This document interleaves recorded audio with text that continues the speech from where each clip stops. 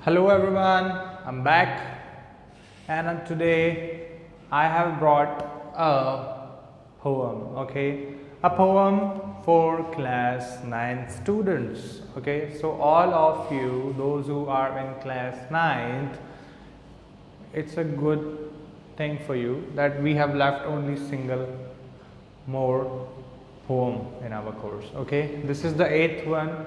And what's the name of this poetry? The name is On Killing a Tree. It means in this poetry the poet is telling us about how can we kill a tree, okay? हम एक tree को कैसे मार सकते हैं. And especially the thing which is a proud moment for us is that the poet is Indian, okay? So by G.V. Patel. G.V. Patel is the writer of this poem, okay? He is the poet, and as you guys can see, I have written here, he was an Indian Parsi poet. वो एक पारसी थे. पारसी लोग होते हैं ना जो head पहनते हैं और थोड़ा सा that kind of a Indian Parsi poet, and he was a playwright, he was a painter, वो पेंट भी करते थे. He was a physician, he was practicing. He is actually practicing. वो अभी भी जिंदा है, ठीक है? मुंबई में रहते हैं वो. आपको किसी को जाना हो मिलने तो जा सकते हैं. 18 August 1940 he was born, okay? And then he is still alive and he is about around 80 years old now. That's good, man. He's living a good life and a long one.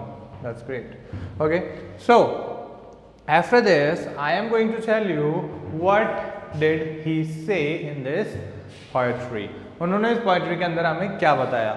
So देखिए, उन्होंने हमें ये बोला कि अगर आपको किसी भी चीज़ को, इसमें उन्होंने लिया एक बात है ट्री को, लेकिन अगर हम ट्री से कंपेयर करें रियल लाइफ में तो आप किसी भी एक सिचुएशन को ले सकते हैं या फिर आप किसी भी एक ह्यूमन को ले सकते हैं. कैसे कि भाई किसी भी एक ह्यूमन को मारने के लिए, किसी भी एक ह्यूमन की ताकत को तोड़ने के लिए उसको बहुत ही ज़्यादा परेशान करना पड़ता है, उसको पूरी जड़ से निकालना पड़ता है, उसको बहुत ज़्यादा परेशान करना पड़ता है, तब जाकर के वो इंसान खत्म हो सकता है. मतलब कि आप अपने दुश्मन को हरा सकते हो, ठीक? वहीं इन्होंने किससे बात की है?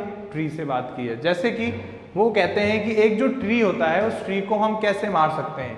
You can not kill a tree with a single jab of knife. It means आप एक चाकू लेकर के और उसको एक बार में यूं मारेंगे, उससे पेड़ नहीं कट जाएगा या उससे पेड़ नहीं मर जाएगा. ही डज इवन से, वो क्या कहते हैं कि अगर आप उस पेड़ का जो तना है उस तने को क्या करो, उस तने को आधा आरी से काट दो, चैन सो से आप उसको काट दो, बट स्टिल फिर भी जो वो पेड़ है वो नहीं मरेगा. उसका जो तना है वो क्या करेगा, वापस से ग्रो हो जाएगा अपने आप थोड़े सालों में और वो वापस से एक पेड़ बन जाएगा.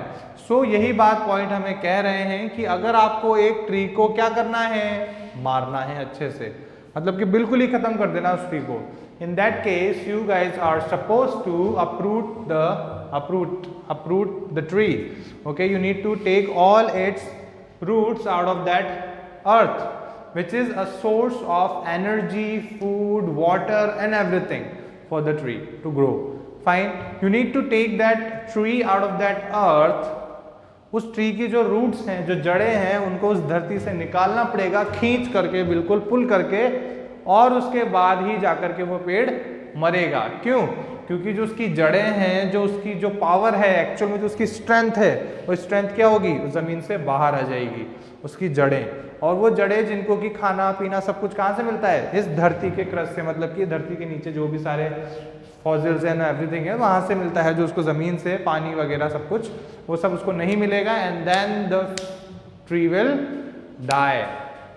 क्या कहता है पॉइंट कि उसको निकालो, जड़ों को छोड़ दो ऐसे ही उस पेड़ को महीनों तक, कुछ दिनों तक. उसके बाद उसकी जो जड़ें हैं उनमें से जो पानी है वो सूरज की किरणें सोख लेगी, हवा जो है वो उसको सुखा देगी, और ये जो एनवायरनमेंट है इसकी वजह से फाइनली वो क्या हो जाएगा, टूट जाएगा, मुड़ जाएगा, सब कुछ हो जाएगा, सूख जाएगा, उसकी नमी खत्म हो जाएगी, उसके अंदर की स्ट्रेंथ खत्म हो जाएगी, and then finally the tree will die. So this is how you can kill a tree, and you can compare the tree with a normal human or a powerful human, okay, or an enemy or anything. कि कि आपको अगर कोई भी ऐसी चीज़ करनी है जिसमें कि आपको उसको पूरी तरीके से खत्म करना है किसी को, सो दैट इज हाउ कि आपको उसकी जड़ तक जाना पड़ेगा। किसी भी बीमारी को ले लीजिए आप, like let me tell you an example. किसी भी बीमारी है, जैसे कि मान लीजिए कैंसर होता है, ठीक है।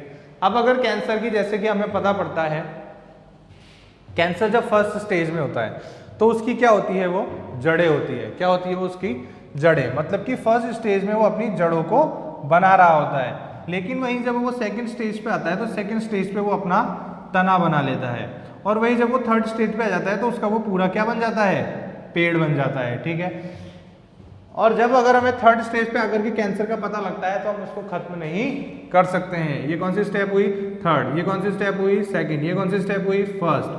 सबसे पहले जड़ें बनती है ना, दैट इज द थिंग। सो अगर ये जड़ें बनते समय अगर हमें पता लग गया कि भाई कैंसर, आपका डायग्नोसिस हो गया, so in that case you can kill the cancer virus, like kill the cancer germs. आपके बॉडी में जो कैंसर है, जो अभी स्टार्टिंग हो ही रहा था, उसकी जड़ें बन ही रही थी, कि आपने उसी जड़ों को निकाल करके फेंक दिया तो आपका कैंसर सही हो जाएगा। लेकिन अगर वहीं अगर आप सेकंड पे आते हैं तो आपको चांसेस कम रहेंगे, हो सकता है बच जाए अगर आप जड़ तक पहुंच गए, लेकिन अगर आप जड़ तक नहीं पहुंचे तो वो नहीं बच पाएगा, फिर फाइन, वो अपना पूरा पेड़ बना लेगा। थर्ड स्टेज में अगर आकर के पता लगता है तो वैसे भी नहीं बचा सकते हैं, क्योंकि अब उसकी जो जड़ें हैं वो आपकी पूरी बॉडी में फैल चुकी है। So that is the thing point here wants to say, कि अगर आपको उसको खत्म करना है पूरी तरीके से तो क्या करना पड़ेगा, उसको जड़ों से निकाल करके फेंक देना पड़ेगा, तब जा करके कहीं क्या होगा, वो खत्म होगा।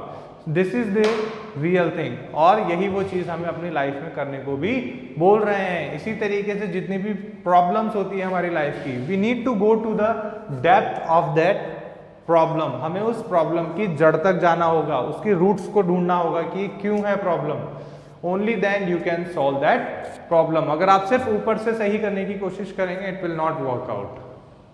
Got it? So this is the thing point here wants to say. Whatever the problems you are facing in your life, just go deep down in it, find out the reason of it, and then end that starting reason, and then it will be done.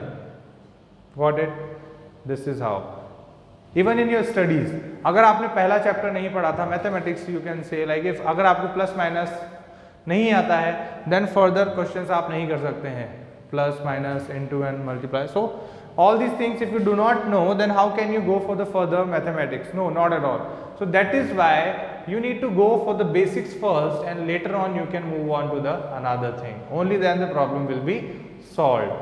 I hope you understood what I'm trying to say here. Okay, now open up your book, open up this poetry, poem number 8 on killing a tree, and then you guys will see that I'm going to read it. Okay, I'm going to read it line to line to you. You guys can understand it very well. So just open your book right now. Okay, so everybody's done. Let's start. It takes much time to kill a tree. Poet क्या कह रहा है? एक tree को मारने के लिए बहुत सारा समय लगता है. Not a simple jab of knife will do it. सिर्फ एक चाकू का, एक जो नाइफ है उसका एक सिंपल जैब, मतलब कि एक सिंपल वार जो है वो उस पेड़ को खत्म नहीं कर सकता है. इट हैज ग्रोन, ये बड़ा हुआ है, स्लोली, धीरे धीरे. कंज्यूम मतलब कि कंज्यूम करना, लेना. द अर्थ, किससे? अर्थ से. राइजिंग आउट ऑफ इट, और उसमें से निकल करके बाहर आया है. फीडिंग अपॉन इट्स क्रस्ट, उसने अपना खाना लिया है. फीड मतलब खाना, भर पोषण करना. कहां से? इस धरती की जो सतह है वहां से. एब्जॉर्बिंग, उसने एब्जॉर्ब मतलब कि ग्रहण किया है.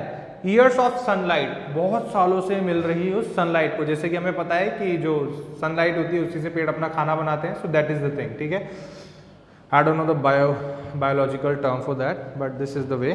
सो ईयर्स ऑफ सनलाइट, एयर जो कि हम लेते हैं, water, and out of its leprous hide sprouts leaves. Leprous मतलब, लेप्रस हाइड मतलब कि डिसकलर्ड बाग. डिसकलर्ड बाग क्या होती है? जिसका कि कलर फेड हो चुका है. बाग मतलब कि उसकी छाल. ठीक है, उससे उसने क्या लिया है? जमीन से उसने वो सारी चीजें ली है पेड़ ने अपने आप को बड़ा करने के लिए. तो इसलिए हम एक छोटे से बस एक कट से उसको मार नहीं सकते हैं, वो वापस से हील हो जाएगा. Fine. So hack and chop, but this alone won't do it.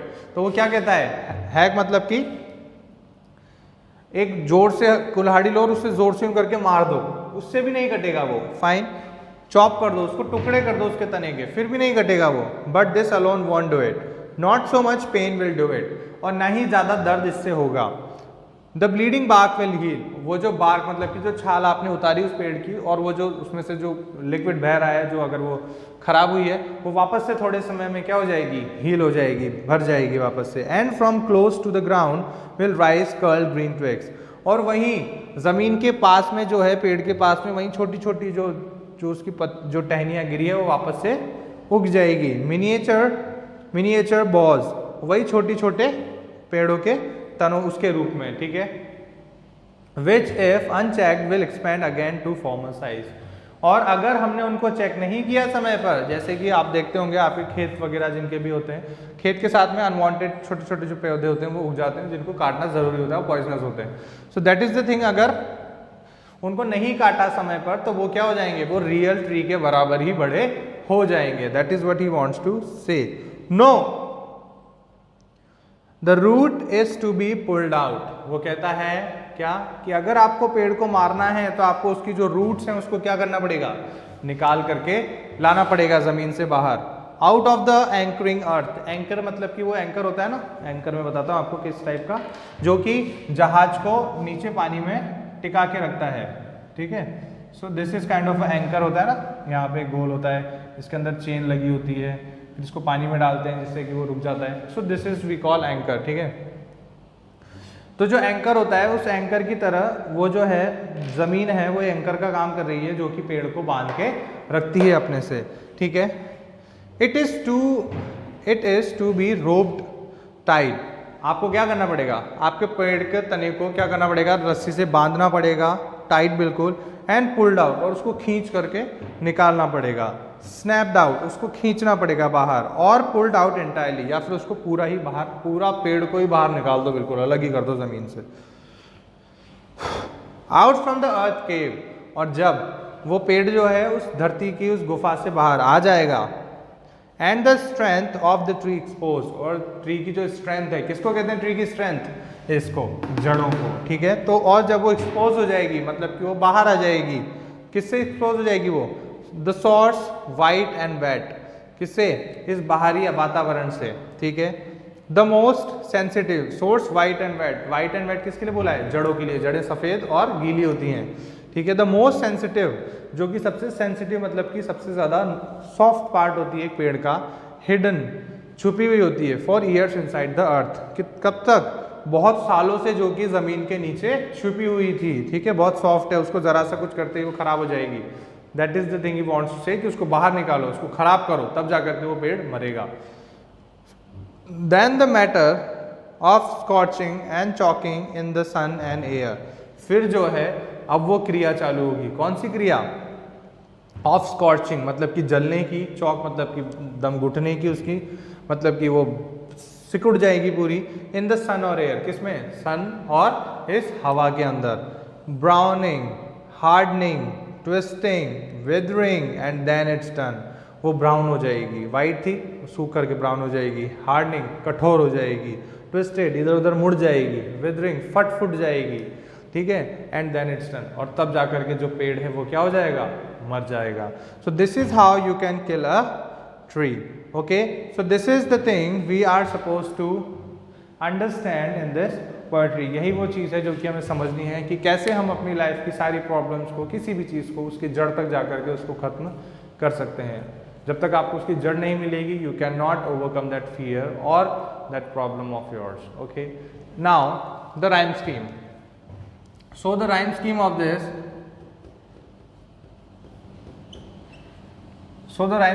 poem is nothing, it's a free verse, okay। rhyme scheme आपको ध्यान रखनी है, क्या है ये, free verse है, इसके अंदर इंजैपमेंट भी है, इसके अंदर अलिट्रेशन भी है, और वो जितनी भी पोएटिक डिवाइसेस हैं वो सब आपको यहीं पे मिल जाएंगे, you guys can understand it. मैं आपको पहले भी समझा चुका हूँ इंजैपमेंट क्या होता है, अलिट्रेशन क्या होता है। So that is all, and all the question answers of this poetry will also be available in this video. You guys can pause it, take the screenshot and wrote it down in your copies, and then the chapter will be done, poetry will be done actually. So I hope you understood it very well. I hope you guys can relate yourself to this. Now you can, if you have any problem, go to the depth of it. उसकी गहराई तक जाएं, उसको समझें क्या है, क्यों है, and then you can solve it. Okay, thank you so much. Enjoy your day.